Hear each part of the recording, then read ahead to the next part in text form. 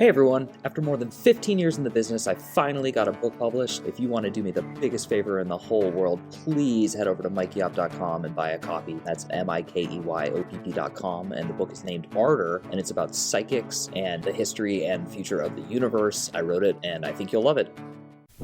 Hey everybody, this is Mike Oppenheim, and you are listening to Coffin Talk, Interviews with the Living, a weekly podcast that explores how our views on death affect the way we live our life.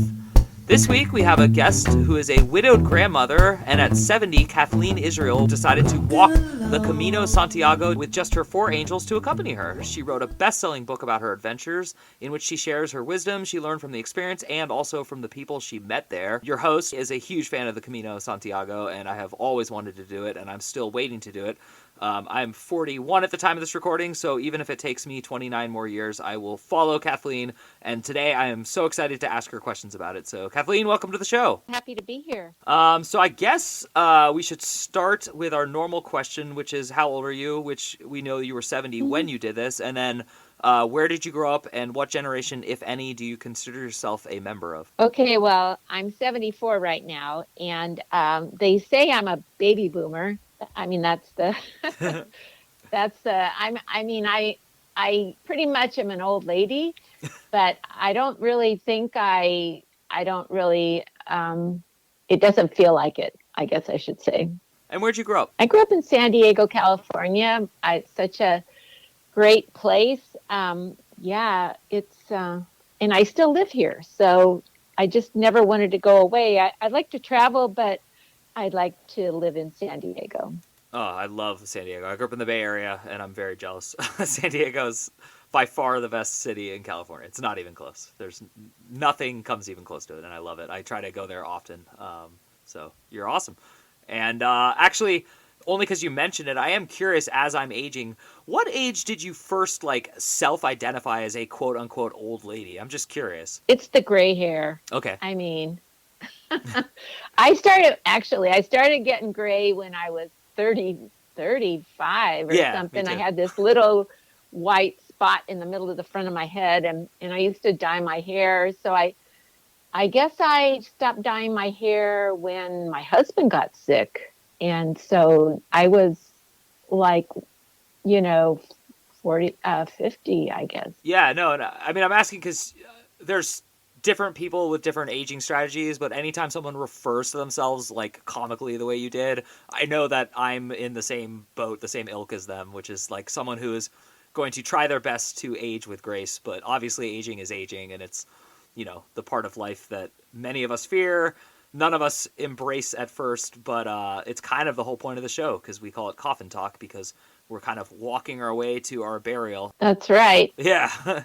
My husband, he had to make a decision if he was going to get a feeding tube in his side or else if he was going to go into hospice and die. And so the speech pathologist told me, I was like, okay, well, I used all my 60s to take care of Ron. Now I'm going to start using my 70s to take care of Ron too. And she said, oh, don't worry. The 70s is the new 60s. And I just told her, well, the 80s are not the new 70s.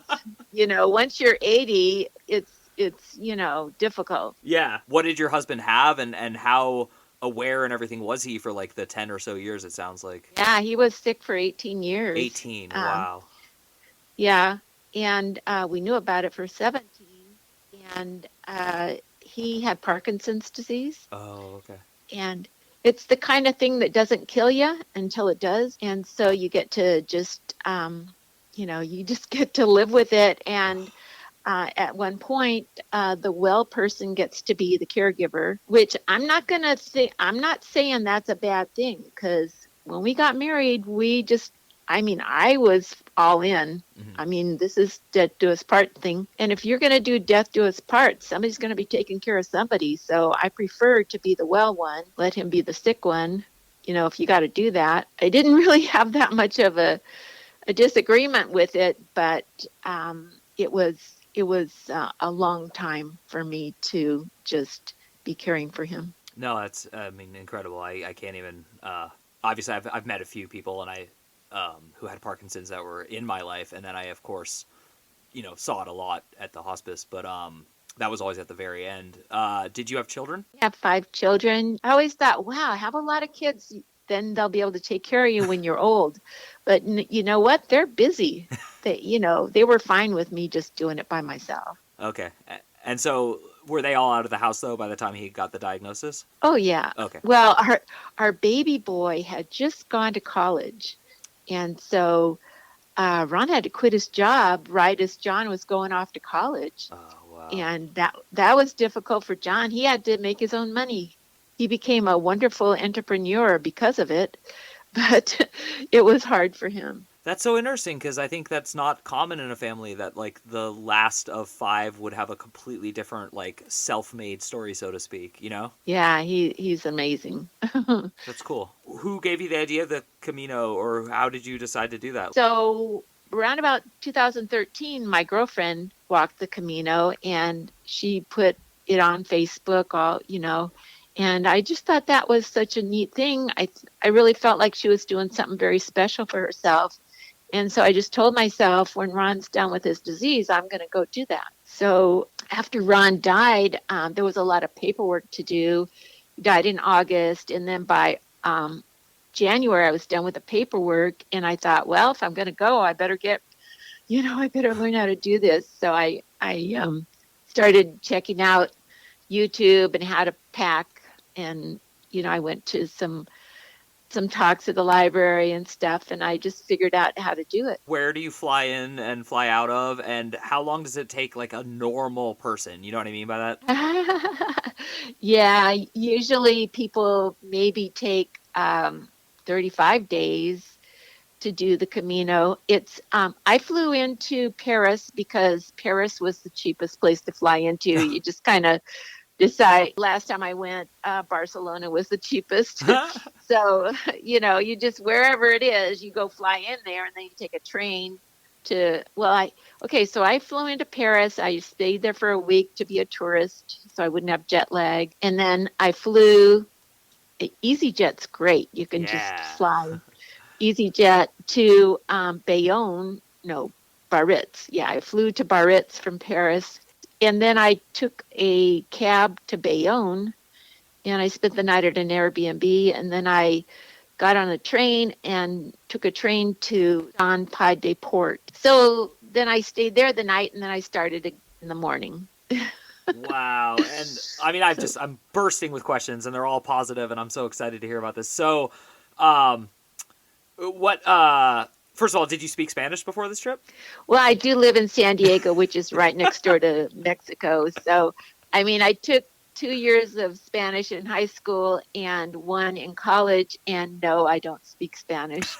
But I can say, necesito una cama para esta noche. I can do that. Nice. I need a bed for this night, for those listening at home. I guess my other quick question before we get into the actual thing is, what kind of training, if any, did you do at home as far as, like, conditioning and walking? So I had been for a long time walking with my friend at the bay, 5 miles, 3 days a week. Mm-hmm. And I just thought, gee, 5 miles doesn't even make me sweat. So I can walk 5 miles before lunch and 5 miles after lunch, and I can do this.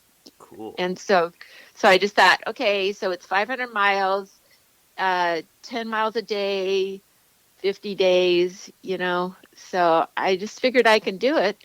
And of course I have my guardian angels too, and they help me when I'm in trouble. So yay for that. Yeah, and I want to get into stories from the actual trip, including your guardian angels. So I guess one more quick question. Everyone does it differently. Like you said, some people can do more miles a day and do it in 35 and all that. But how does, like, the actual planning for sleep work? Because I'm assuming if you're going to do it in 50 days, that's 49 nights you're sleeping outside and all that. Mm-hmm.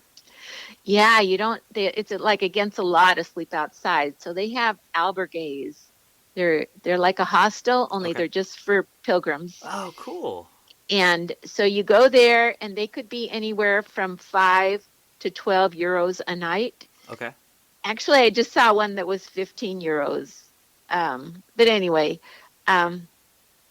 so you go, you walk along, and then you figure out where you're going to stay that night, and then you get the albergue and you go in. Some of them take reservations and some of them don't.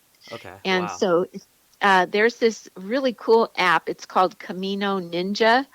And you go on there and you can just plan, like, how many miles do I want to walk? This many miles. Okay, so where's an albergue close to that? And then you just click on it, and then booking.com will book it for you. Wow. And it's so amazing. Yeah, I didn't do that.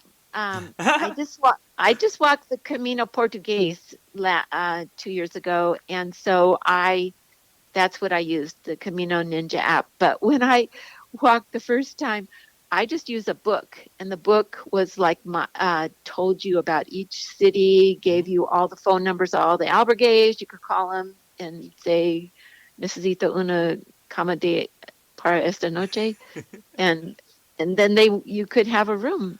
And a lot of people speak English though, so you don't always have to do that.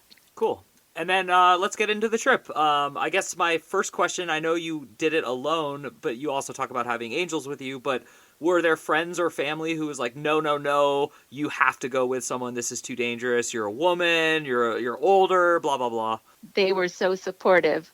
And one of my daughters, Carla, made a WhatsApp for me, and she called it Mom's Walkabout Check-In. So I just wrote, I had my Facebook friends that I was asking them to pray for me, and then my kids. So my kids created this WhatsApp, and so I was telling them all the gory details, and then my friends, I just told them the nice stuff.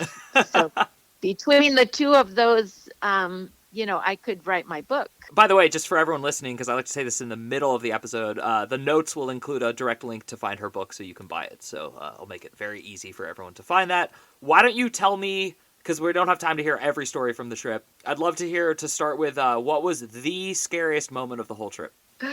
The scariest, I guess, walking. I mean, they made these trails, and you have to walk on vertical rocks that are, they're supposed to be laying down flat, and they're like vertical, and you're trying to walk.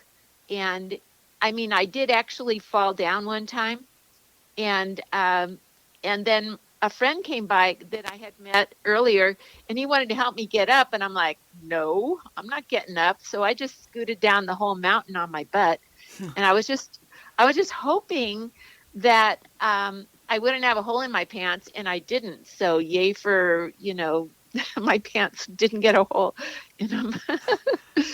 Did you make any friends on this trip that you're still in touch with? Yes, we made a WhatsApp the first night. Like when I got to Saint Jean, it was snowing on the Pyrenees, so we were not able to walk over the Pyrenees. So we had to walk around, and that first night in Valcarlos, those people made a WhatsApp. And so, yeah, I'm still talking to them, the people that I met that first night.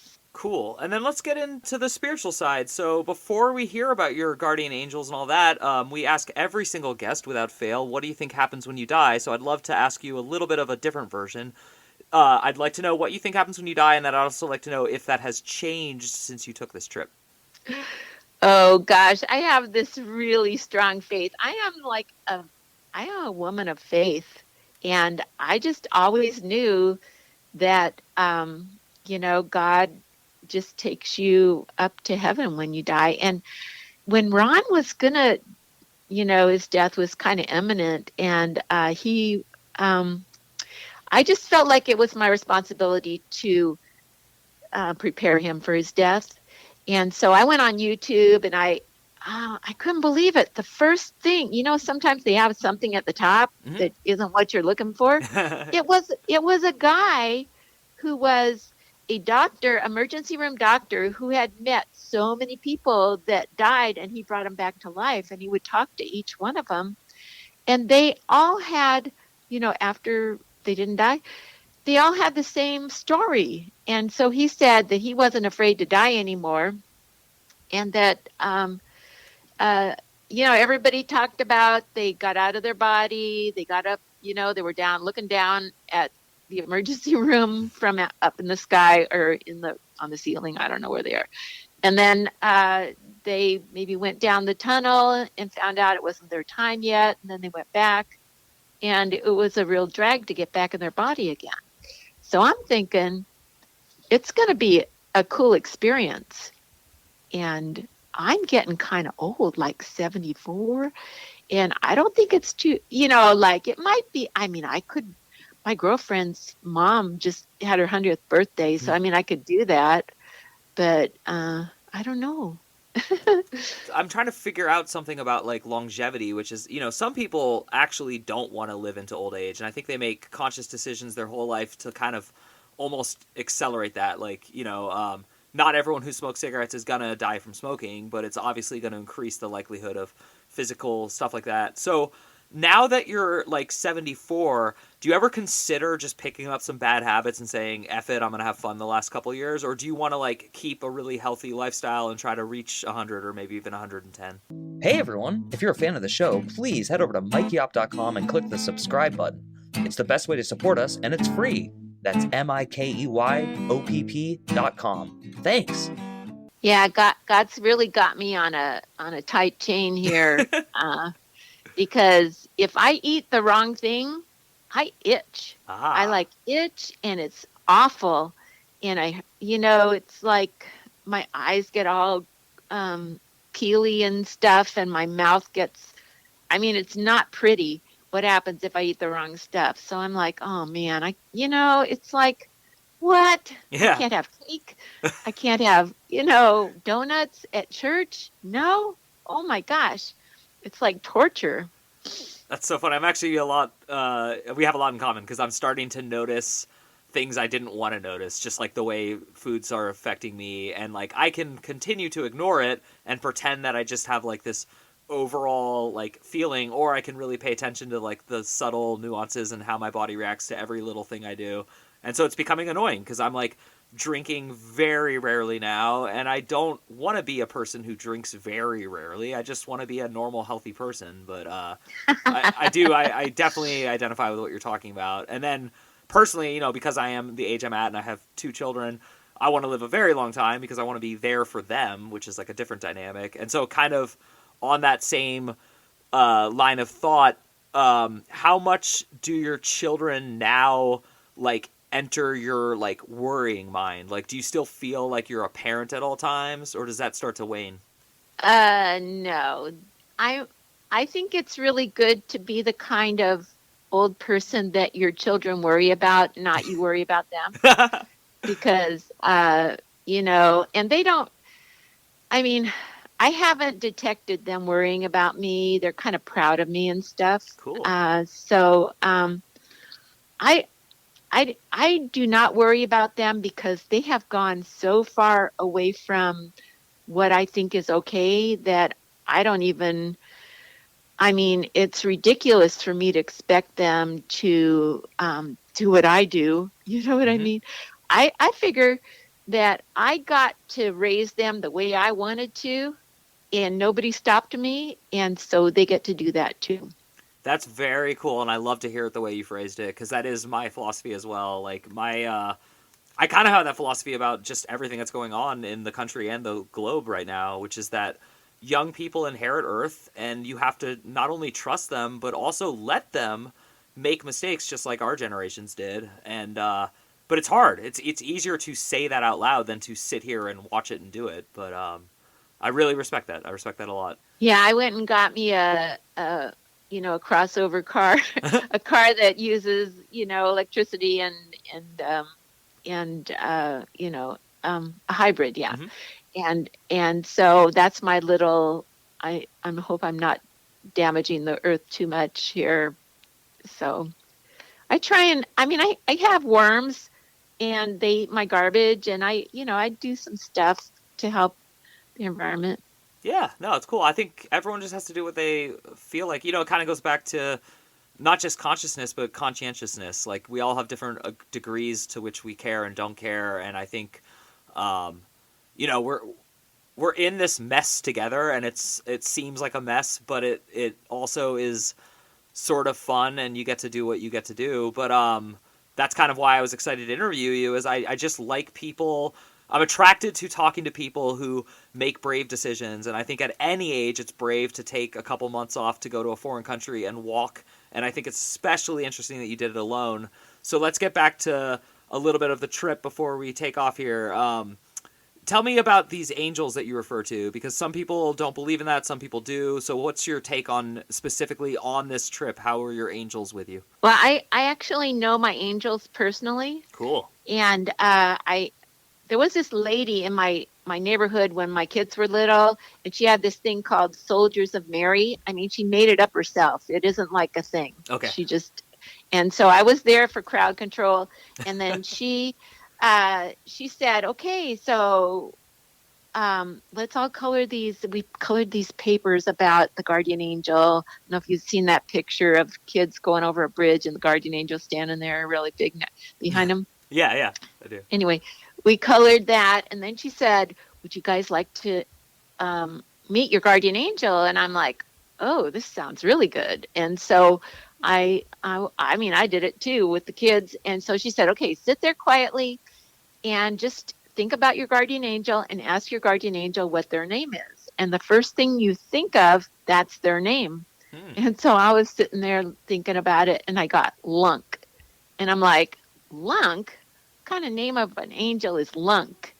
And then I got this big idea in my head about this giant bouncer type angel sitting next to me and me little on this bench, and he had his arm around me, and I was just like, well, maybe because of my life the way it is, I need a bouncer. So I was like, okay, we have Lunk.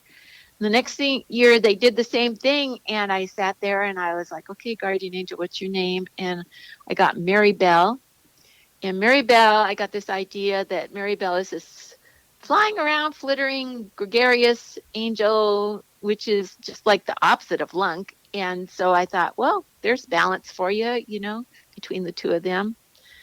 And then I live in a neighborhood where there's skunks, and I like to walk in the evening. And I was afraid that I was going to meet a skunk. And I thought, oh man, okay, God, send me some angels to protect me from skunks. And I got these two giant angels, and they were like, they had their wings up over me, protecting me as I was walking. And so on the Camino, when they came with you, was there a moment where you asked them for something, or you depended on them, or you needed them, anything like that? I just noticed a lot of times that I was in the right place at the right time. Mm-hmm. Like I was talking to this man, and he had, okay, it was in the Albergate. It was dinner time, and I got my food, and I sat down. And the other guy across the table was somebody who, from England. And, when you sit down with somebody at the table, you say, why did you come on the Camino? And so he said, why did you come on the Camino? And I told him, well, my husband died, and I took care of him for 17 years. And when he died, I came on the Camino because so I could do something special for myself. And then he said that he was in the military. I asked him why he came, and he was in the military, and he had a couple of weeks off, and he decided to do the Camino. And so I told him that my husband, he thought it was really cool that I had taken care of my husband for so long. And then the lady next to him just kind of jabbed him with her elbow and said, tell her the rest. And he said, well, he had met this woman and got married to her, had a child, and realized he got married too young. Mm-hmm. And so he left her, and he was on the Camino to figure out what to do now. And so since I had been married so long to my husband, he was just like, he felt kind of sheepish that he didn't stand by his wife. Wow. And so I just felt like the angel had brought me right next to him so that I could share with him. I told him about, like if his wife ever got married to somebody else, that man was not going to love his child as much as he did. Mm-hmm. And he said, well, that's very true. And then I said, I told him about Ho'oponopono, which is a healing technique that I use for myself. And so I told him about it. It kind of looses our binds with the people that we can't stand. And so we either get to get away from them, or else it helps us not have animosity with them. So we can, it's a wonderful prayer. So I got to share that with him. That's actually incredible, and I totally agree. And I think it's so interesting and such a reflection of your human character that you consider a great moment in your life helping someone else, because that's seriously awesome. And I think there's a lot of people who would only talk about how something affected them. Now that you are where you are, you're 74, you've had this incredible experience on the Camino, you've known your guardian angels most of your life, you've written a best-selling book, you also had a husband who succumbed to a terrible, very difficult to deal with Parkinson's disease, and you had to take care of him for many, many years, losing all that time that, could have been spent with him. So at this point in your life, do you consider yourself lucky, unlucky, or neither? Yeah, I'm very fortunate. I got to be the well one in our illness, and I didn't have to die. I mean, it's difficult to die. I lived his death with him, and yeah, I'm very fortunate, and I'm very thankful. Wow. You're an incredible person, and I've really enjoyed our conversation. I love your attitude, I love your optimism, and I love the way you talk about your children and the differences between you, because you say it with grace and love, and I think that's the best way to approach any family situation, no matter what. So thank you so much for coming on and talking about all this. Before we do let you go, I love to let my guests kind of give the last word. So aside from checking out your book, what would you like our audience to know? Okay, I have this prayer that I always say when I don't know what to do. And that prayer is, dear God, please make everything turn out okay. And then I let God make everything turn out okay. So, so that it's just, and that's what I do. That's my gift. I absolutely love it, and thank you for leaving us with that. That's a very special note, and I think, honestly, that is the best thing you can do, is give into humility and grace and allow things to take their natural course. So Kathleen Israel, she wrote a best-selling book on the Camino Santiago. There will be direct links to it on the notes to this podcast. Please check it out. Please check her out, and thank you so much for coming and listening to another episode of Coffin Talk. As always, the best way to support the show is to head over to mikeyop.com. That's MIKEYOPT.com, and sign up for free to our email list. You will be emailed once a week with a philosophical essay that I write, as well as a link to the current podcast. And we keep getting subscribers, and they keep thanking me for trying to provide an upbeat and modern outlook on life. So I'm appreciative of that, and that's why I'm trying to get interest in it. And for everyone else, we love you, and thank you for listening to the show. This has been another episode of Coffin Talk. My name is Mike Oppenheim, and we will see you soon. When I hear this song and I walk into you, and you see that I